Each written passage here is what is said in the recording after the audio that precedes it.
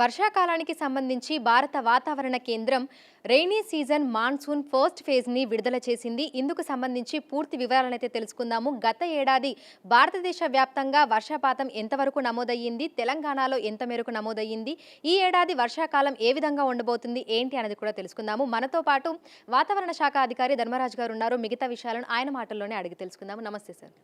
Sir, నిన్న ఢిల్లీలో మనకు భారత వాతావరణ కేంద్రం ఈ రెయినీ సీజన్కి సంబంధించినటువంటి ఫస్ట్ ఫేజ్ని విడుదల చేయడం జరిగింది.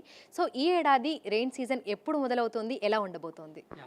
సర్వసాధారణంగా చూసుకున్నట్లయితే ప్రతి సంవత్సరం కూడా ఏప్రిల్ 3వ తారీఖున మధ్య తారీఖుల్లో మనం ఈ యొక్క నైరుతి పవనాలు ఏ విధంగా ఉంటాయి, అట్లాగే నైరుతి పవనాల యొక్క స్టేటస్ ఏ విధంగా ఉండబోతుంది భారతదేశంలో అనేది ఫస్ట్ ఫేజ్గా ప్రతి సంవత్సరం ఇది రిలీజ్ చేస్తూ ఉంటాము.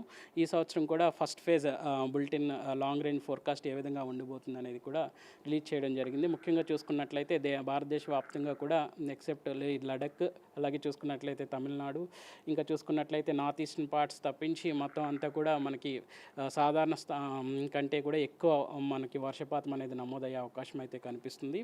గతంతో పోల్చుకుంటే సుమారు మనకి 105% అధికంగానే వర్షపాతం అనేది నమోదయ్యే అవకాశం అయితే కనిపిస్తుంది.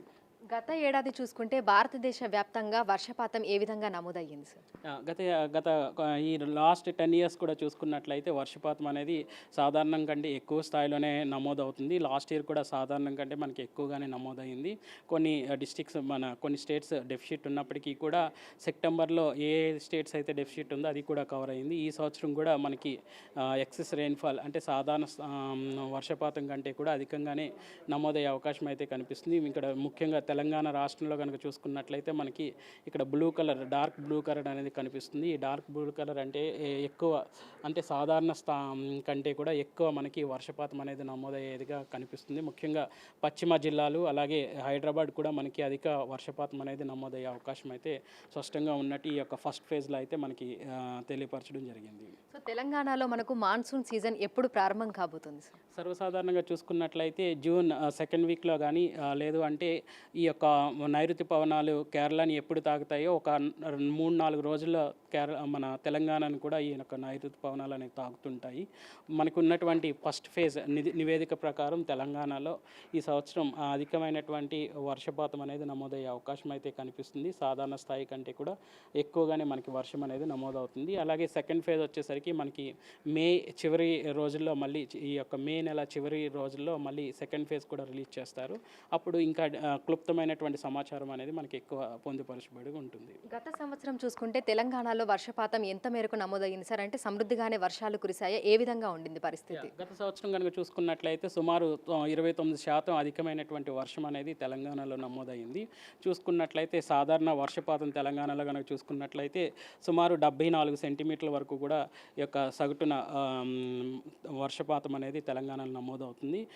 బట్ గత సంవత్సరం కనుక చూసుకున్నట్లయితే నమోదైనటువంటి గణాంకాలు కనుక చూసుకున్నట్లయితే సుమారు మనకి 96 సెంటీమీటర్ల వరకు కూడా ఈ యొక్క గణాంకాలు అనేవి నమోదైనవి. అంటే సుమారు సాధారణం కంటే 29% అధికంగానే మనకి వర్షం అనేది గత సంవత్సరం కూడా వచ్చింది.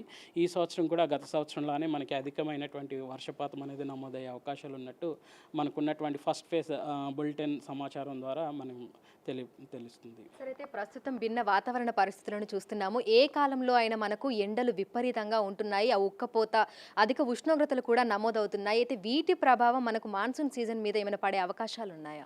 ప్రస్తుతం కనుక చూసుకున్నట్లయితే ఈ మాన్సూన్ కండిషన్స్ అనేవి లాంగ్ రేంజ్ ఫోర్కాస్ట్ అంటాము. ఆయా సమీకరణాలను బట్టి మనం ఈ యొక్క ఫోర్కాస్ట్ అనేది వాతావరణ పరిశీలన చేసిన తర్వాత ఈ యొక్క వాతావరణ సమాచారం అనేది పొందుపరచడం జరుగుతుంది.